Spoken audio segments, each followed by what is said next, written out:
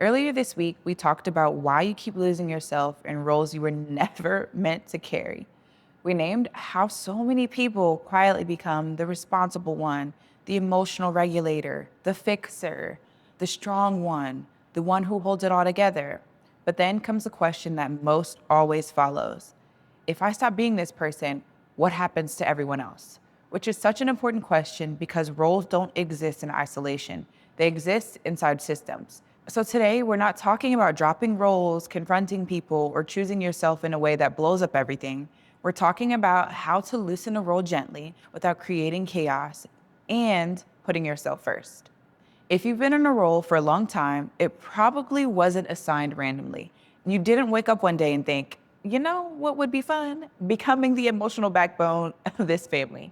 You adapted, you filled an open gap, you stabilized something, and you kept things moving. So if the idea of stepping back feels scary, guilt-inducing, or even unsafe, that makes sense. Your nervous system is like, hey, this role kept us alive. From an MFT perspective, roles are not personality traits, they're functions. They exist to keep a system stable. Every family, workplace, relationship, they have them. The peacemaker, the organizer, overachiever, the emotional container. Systems come to depend on these roles. So when a role changes too fast, the system panics. Not because you're wrong, but because predictability has been disrupted. This is why advice like just set boundaries, just stop overfunctioning or doing so much, just choose yourself, those often backfire because when a role disappears overnight, the system scrambles. People feel confused, conflict increases, guilt spikes, and guess who's usually steps back in to stabilize things? You. So instead of exiting the role, we work inside it. So the tool we're going to introduce today is called role softening. The goal isn't to remove the role, it's to turn down the intensity.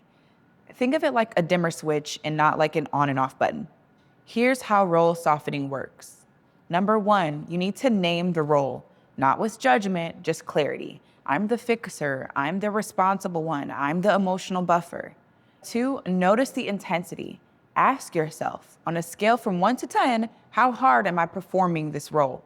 Most people are at an 8 or a 9. Step three, turn it down by 10 to 20%. Not half, not all the way, just slightly.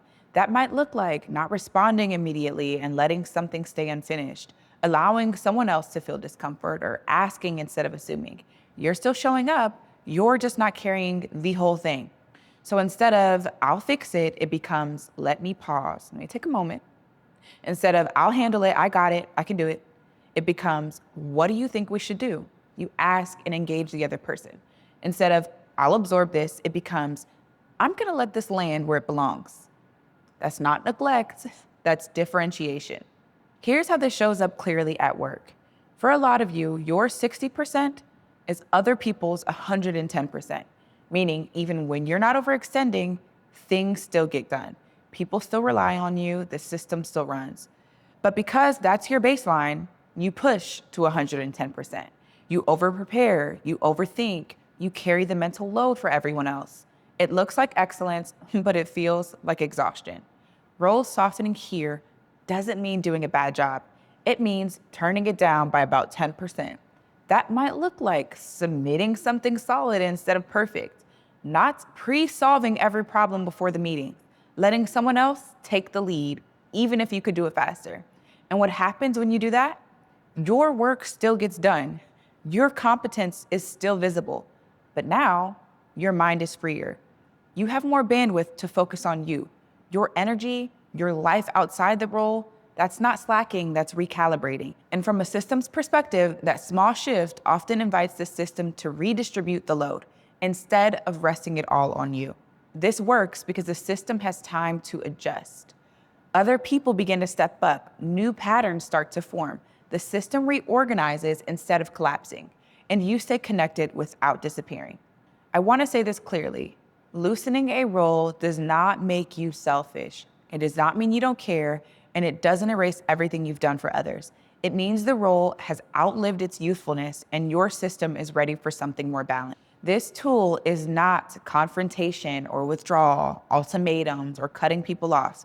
It's a quiet shift in how much you carry, and sometimes that's all it takes to change everything.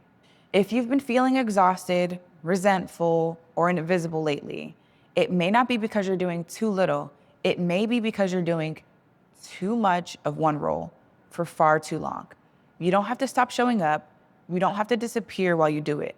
And next time, we'll talk about how attachment patterns shift, not through insight, but through small relational experiences. Just remember, one role, 10% less. That is enough for now. Until next time.